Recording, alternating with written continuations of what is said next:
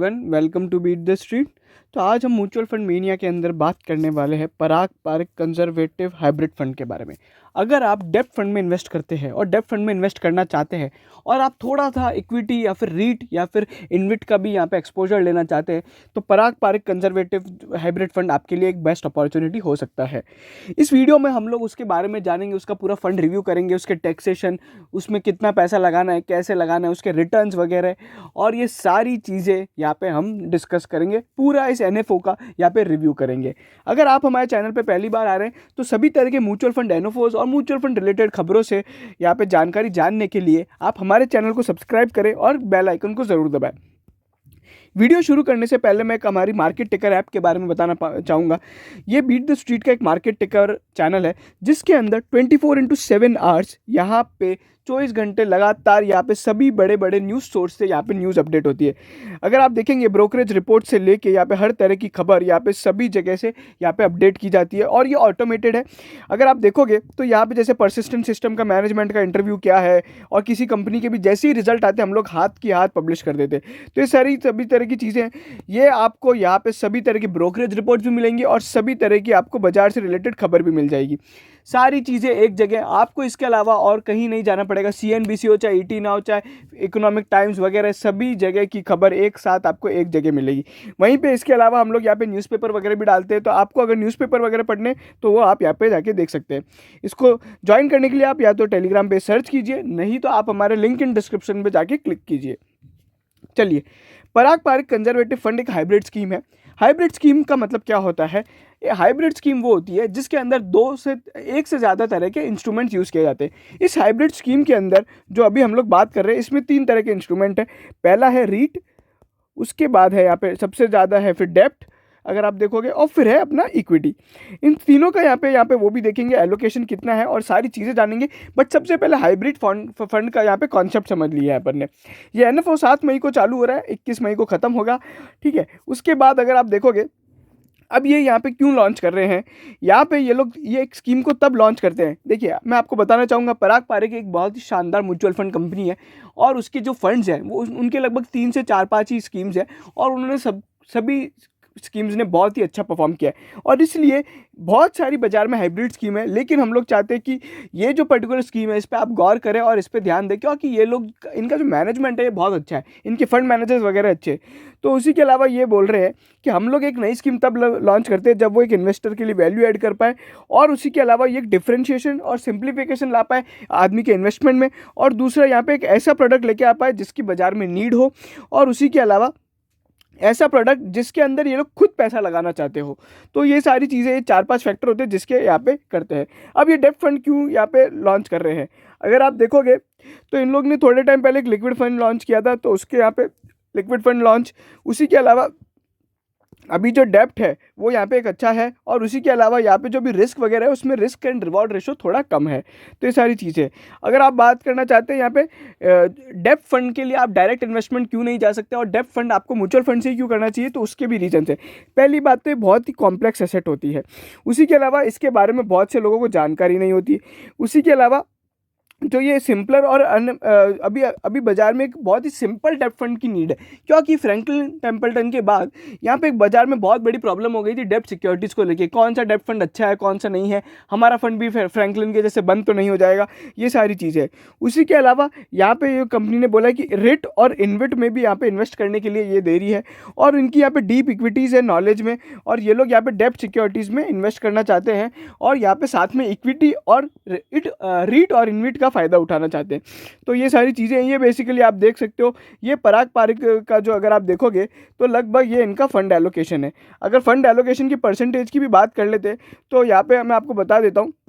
देखिए, 75 से 90% ये लोग डेब्ट सिक्योरिटीज़ में लगाएंगे और बाकी जो पैसा लगाएंगे वो रीट इन्विट में लगाएंगे।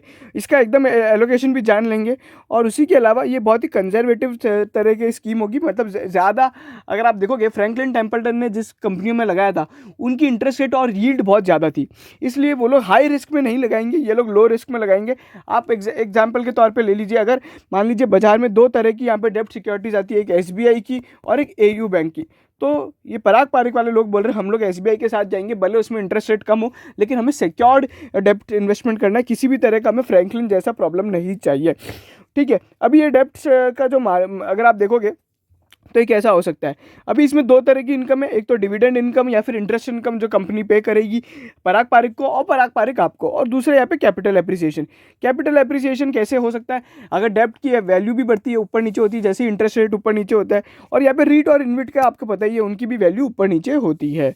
अगर हम देखेंगे यहाँ पे किन किन लोगों को लगाना चाहिए, जिनको पहले बात तो ये डाइवर्सिफिकेशन चाहिए एसेट एलोकेशन में, और उसी के अलावा जो लोग अपना डेप्ट इन्वेस्टिंग का जो टास्क है वो आउटसोर्स करना चाहते, खुद नहीं करना चाहते, और उसी के अलावा not attempting to try to profit from every move in interested through active trading.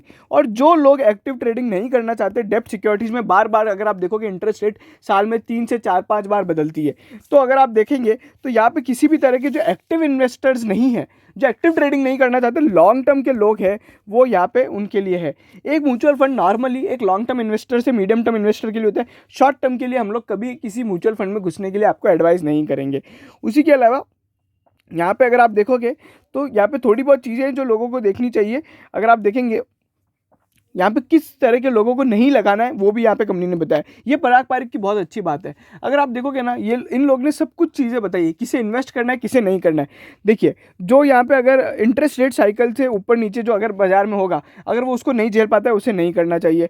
उसी के अलावा वोलेटिलिटी विद एनएवी, अगर एनएवी ऊपर नीचे होता है, देखिए ये डेप्ट सिक्योरिटी है, इनमें बहुत ज़्यादा ऊपर नीचे कैसे हो सकता है, मैं आपको एक एग्जाम्पल के तौर पर बताता हूँ।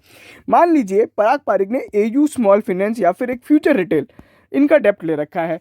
इनका डेप्ट लिया, आज जो भाव था 10 रुपये में लिया, बट यहाँ पे क्या हुआ, क्रिसिल की रेटिंग आती है फ्यूचर रिटेल के लिए, वो इन्हें बोलती है कि डिफ़ॉल्ट रेटिंग दे देती है।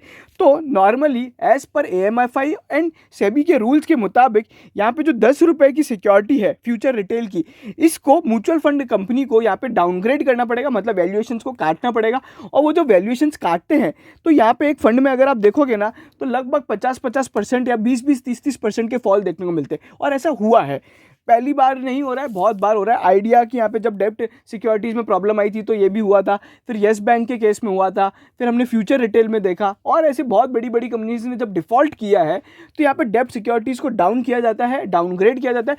उस दिन यहाँ पे एनएवी में बहुत ज़्यादा वोलेटिलिटी आ जाती है। तो उस तरह के लोगों को यहाँ पे नहीं रहना है। वहीं पे उसी के अलावा यहाँ पे जो कि इन्वेस्टर्स ऐसा सोच रहे हैं कि यहाँ पे इक्विटी स्कीम जितना यहाँ पे फ़ायदा मिलेगा उतना रिटर्न मिलेगा, वो नहीं मिलेगा। एक नॉर्मल इक्विटी स्कीम में 20% का रिटर्न मिलता है, बट इनमें अगर आप देखोगे तो इतना ज़्यादा रिटर्न नहीं मिलेगा, 10% मैक्सिमम का रिटर्न मिलेगा, 10 से 11%। वहीं पर अगर आप देखिए, जो लोग बाग यहाँ पे कुछ महीनों के अंदर पैसा निकालना चाहते हैं तो वो डेप्ट सिक्योरिटी से दूर रहें, क्योंकि उसके पीछे एक और रीज़न है जो है कोविड टाइम्स। अभी second wave of corona virus चल रहा है, बहुत सारे लोग यहाँ पे डिफ़ॉल्ट कर सकते हैं डेप्ट सिक्योरिटीज़ के अंदर, बट ओवरऑल जो लॉन्ग टर्म मार्केट है वो बहुत पॉजिटिव है, बट शॉर्ट टर्म एक नेगेटिविटी है। तो ये सारी चीज़ें थी। अगर आप देखोगे ओपन एंडेड स्कीम है, इसका जो ऑब्जेक्टिव है मैंने आपको बता दिया है कि ये क्या क्या करना चाहते हैं। एंट्री लोड एग्जिट लोड की बात करें तो एंट्री लोड नील है सेबी के रूल्स के मुताबिक। एग्जिट लोड ऐसा है कि अगर आप यहाँ पे 365 डेज़ के अंदर अगर आप 10% ऑफ यूनिट निकालते हैं तो कुछ भी नहीं लगेगा, बट 10% से ज़्यादा निकालते हैं तो यहाँ पे आपको 365 डेज़ के अंदर 1% आपका एग्जिट लोड लग जाएगा। आफ्टर 365 यहाँ पे एग्जिट लोड 0 है। अगर आप देखते हैं यहाँ पे एक्सपेंस रेशो कितना होता है, डायरेक्ट में अगर आप देखते हैं तो 0.30 पर एनएम होगा, और रेगुलर में 0.60। रेगुलर का मतलब हुआ अगर आप म्यूचुअल फंड डिस्ट्रीब्यूटर या फिर कोई अपने इन्वेस्टमेंट एडवाइजर के थ्रू करते हैं तो वो रेगुलर में आता है, वहाँ पे आपको एक्सपेंस रेशो ज़्यादा लगेगा, क्योंकि वहाँ पे आपके लिए एमएफडी या फिर आपका एडवाइज़र आपके लिए यहाँ पे क्वेश्चंस करता है, सवाल करता है, आपके यहाँ पे आपके लिए इवेल्युएट करता है म्यूचुअल फंड, तो उसकी सर्विसेज का चार्ज होता है। Direct mutual fund direct method कौन सा हुआ, जब आप पेटीएम मनी, ग्रो या फिर कॉइन ऐप के थ्रू डायरेक्टली लगाते हैं और आप ही अपनी स्कीम्स मैनेज करते हैं, उसमें आप ही अपना सोल डिसीजन लेते हैं, या फिर हमारे जैसे लोग से यहाँ पे यूट्यूब के वीडियोस वगैरह या फिर कोई एनालिसिस अपना खुद का करके यहाँ पे आप पैसा लगाते हैं। एसेट एलोकेशन को एक और बार डिटेल में देखने के लिए यहाँ पे अगर आप देखोगे 75 से 90% डेप्ट सिक्योरिटीज़, 10 से 15% यहाँ पे इक्विटीज़ में, 0 to 10% यहाँ पे रीट और इनविट में। इनविट की बात करें तो पावर ग्रिड का इनविट आ रहा है, और रीट में बात करें तो एम्बेसी ऑफिस और एक दो और कंपनीज थी और इससे पहले अगर आप इनवीट की बात करते हैं तो आईआरबी का एक इनवीट है, तो लगभग 4-5 इनवीट और रीट्स हैं जिनके यहाँ पे ऑप्शंस है। उसी के अलावा ये लोग अक्रूवल एंड ड्यूरेशन सिक्योरिटीज़ होंगी, और यहाँ पे सोवरजिन स्टेट गवर्नमेंट के हाई क्वालिटी पीएसयू से लिए जाएंगे, ट्रिपल ए पेपर्स में इन्वेस्ट करेंगे, limited corporate risk credit exposure रहेगा। उसी के अलावा यहाँ पे reasonable returns with low volatility का यहाँ पे मानना है। इक्विटी मैथोलॉजी में अगर आप देखेंगे तो किस तरह की इक्विटीज़ में लगाएंगे, जो यहाँ पे स्ट्रॉन्ग कैश फ्लोज वाली कंपनी है, high dividend pay out and buyback. High dividend pay out buyback में अगर आप देखोगे तो आईटी कंपनीज, ठीक है, strong cash flow IT company, तो इस तरह की कंपनियों में पैसा लगाया जाएगा। फिर उसी के अलावा मार्जिन ऑफ सेफ्टी एक तरीके की ब्लू चिप्स कंपनी में लगाएंगे, special situations like debt where it can provide debt like returns. अभी अगर स्पेशल सिचुएशंस की बात करें तो किस तरह के रिटर्न हो सकते हैं, नॉर्मली जैसे मैं अगर बात करूं स्पेशल सिचुएशन, अभी एक डेप लाइक रिटर्न्स आपको दे सकता है वो शेयर है आईआरएफसी। आईआरएफसी गवर्नमेंट की रेलवे की एक एनबीएफसी कंपनी है जिसका रिटर्न बहुत नॉर्मल होता है, और ये बिल्कुल एक एफडी के जैसा है या फिर डेप्ट सिक्योरिटीज़ के जैसा है, इसमें ज़्यादा वॉलीटिलिटी नहीं होती, तो एक तरीके का स्पेशल सिचुएशन हो गया। वहीं पे अगर हम बात करते हैं रीट और इनवीट में ज़्यादा ऑप्शंस नहीं है, तो उसी के अलावा यहाँ पे ज़्यादा कुछ कंपनी ने बताया भी नहीं है कि रीट और इनवीट किस तरह के होंगे। मैनेजमेंट की बात करें, कौन कौन फंड मैनेजर रहेगा, इन लोगों को 35 साल का एक्सपीरियंस है। ये राजीव ठक्कर है जो कि यहाँ पे कंपनी के सीईओ हैं, और यही सबसे बड़े यहाँ पे आदमी हैं। राज मेहता डेप्ट फंड के मैनेजर है, और रौनक यहाँ पे इक्विटी फंड के मैनेजर है। तो ये लोग आपकी स्कीम्स यहाँ पे को मैनेज करेंगे, और यही लोग बाकी पराग पारिक की जो शानदार शानदार स्कीम्स हैं उनको मैनेज करते हैं। तो यही सारे लोग हैं जो इन्हें मैनेज करते हैं। उसी के अलावा इन्वेस्टमेंट मोड वगैरह कंपनी ने बताया आप किस तरीके से कर सकते हैं। देखिए फिजिकली तो पॉसिबल नहीं है, आप यहाँ पे अगर आप देखोगे ऑनलाइन आप कैसे कर सकते हो, तो कैम्स, आईसीईएक्स, बीएससी स्टार एमएफ के थ्रू कर सकते हो। और बाकी सबसे बढ़िया एक रिटेल इन्वेस्टर कहाँ से कर सकता है, पेटीएम, ग्रो और यहाँ पे कॉइन ऐप के थ्रू कर सकता है। उसी के अलावा अगर हम थोड़ी बहुत टैक्स वगैरह की जानकारी ले लेते हैं, हाँ, अगर हम सेबी के रिस्कोमीटर पे बात करें तो ये मॉडरेटली रिस्क इसको दिया गया है, तो ये इसमें रिस्क है। रिस्क मैंने आपको बताया कि वो उसके कारण कैसे हो सकता है। अब हम थोड़ी बहुत टेक्स्ट और बाकी सारी मिनिमम और मैक्सिमम इन्वेस्टमेंट एसआईपी, चलिए तो मिनिमम इन्वेस्टमेंट यहाँ पे कैसा है, देखिए 5,000 रुपये का मिनिमम इन्वेस्टमेंट है, ठीक है, और एडिशनल परचेज और रीपरचेज का यहाँ पे जो अगर आप देखोगे तो 1,000 का है। कुल मिला के आपको लमसम करना है तो भी 5,000, और एसआईपी करना है तो भी 5,000, ठीक है, और एडिशनल परचेज यहाँ पे आप उसके बाद 1,000 का कर सकते हो। अब मैं आपको एक सिंपल ट्रिक बताता हूँ आप उसमें कैसे क्या कर सकते हो। देखो सबसे पहले अभी आप लमसम ही करो, 5,000 की एसआईपी नॉर्मली कोई लोग कर नहीं पाते हैं, ठीक है। 5,000 की आपने लमसम इन्वेस्टमेंट किया एक बार के लिए, अभी जब एनएफओ चल रहा है, और उसके बाद आप क्या करो, हर महीने आप एक डेट फिक्स कर लो, और या फिर थोड़ी बहुत आपको बाजार की समझ है या फिर थोड़ा बहुत आप एनएवी ट्रैक करके हर महीने 1,000 या फिर आपके मुताबिक जो भी आपको सही लगे 2,000-3,000 रुपये आप लम सम में इन्वेस्ट करते जाए। उसके बाद आप पे कोई रेस्ट्रिक्शन नहीं है। एक बार आपने 5,000 का लम सम कर लिया तो आप मिनिमम इन्वेस्टमेंट 1,000 से कर सकते हैं। बट अगर आपने 5,000 रुपये की एसआईपी करते हो तो आपको हर महीने 5,000 देने पड़ेंगे। लेकिन मैं आपको बात बताना चाहूँगा कि अगर आप ग्रो या फिर पेटीएम मनी या फिर कॉइन से पैसा लगाते हैं, 5,000 की एसआईपी करते हैं, और आपकी अगर अगले महीने की एसआईपी मिस होती है तो भी उसका कोई चार्ज नहीं होता, कोई पेनल्टी नहीं होती, आपकी क्रेडिट प्रोफाइल या फिर किसी भी तरह पे कोई प्रॉब्लम नहीं होती, आपका इन्वेस्टमेंट सेफ रहता है, और ना ही आपकी स्कीम बंद होती ना कुछ होता है। अगर आपके पास अगले महीने पैसा आ जाता है यानी तीसरे महीने में, तो आप चुपचाप आराम से पैसा लगा सकते हैं, आप लमसम भी कर सकते हैं, इसका कोई इफेक्ट नहीं होता। एक आदमी अगर जब भी इन 3 या फिर जो डायरेक्ट म्यूचुअल फंड ऐप्स होती हैं उनसे अगर आप कभी भी एसआईपी मिस करते हो तो अभी कोई चार्जेस नहीं लगते हैं।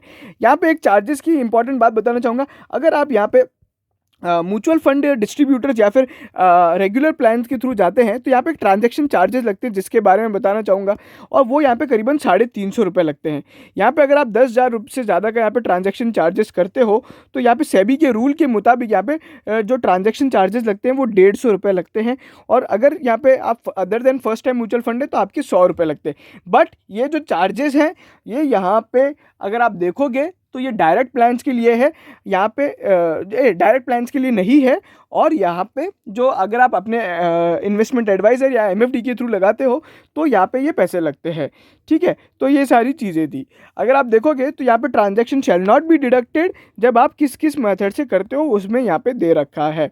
तो ये सारी चीज़ें हैं। बात करेंगे यहाँ पे एग्जिट लोड वगैरह की, हम लोग ऑलरेडी बात कर चुके हैं। टैक्सेशन की बात कर लेते हैं। टैक्सेशन की अगर हम अपन बात करते हैं तो यहाँ पे जो इसकी स्कीम है टैक्सेशन की, वो भी देख लेते हैं। टैक्सेशन इसमें कैसे कैसे लगेगा और आपको क्या क्या फ़ायदा होगा। चलिए, टैक्स की अगर बात करते हैं यहाँ पे, तो आप पे जो डिविडेंड पे टैक्स लगेगा, हम लोग रेजिडेंट इंडिविजुअल्स की बात करते हैं, 10% का यहाँ पे टैक्स लगेगा। उसके पीछे यहाँ पे एक रीज़न होगा। अगर आप देखोगे तो यहाँ पे अभी जो टैक्स रेट है वो यहाँ पे अभी रिड्यूस कर दी गई है। 31 मार्च 2021 के लिए यहाँ पे 7.5% थी, ठीक है। और ये सारी चीज़ें, तो अभी आप पे जो डिविडेंड पे टैक्स लगेगा वो यहाँ पे करीबन करीबन यहाँ पे 10% से लगेगा। और यहाँ पे ये सारी चीज़ें हैं। अगर हम बात करते हैं यहाँ पे आपके बाकी जो नॉर्मल टैक्स रेट की, अगर आप टीडीएस के अलावा अगर आप देखते हो तो इंडिविजुअल एचयूएफ को जो आपकी normal income tax applicable to investor होती है, मतलब आपकी स्लैब रेट होती है, वो लगती है। तो टीडीएस का रेट आपको समझ में आ गया और यहाँ पे आपका खुद का इनकम टैक्स का रेट समझ में आ गया।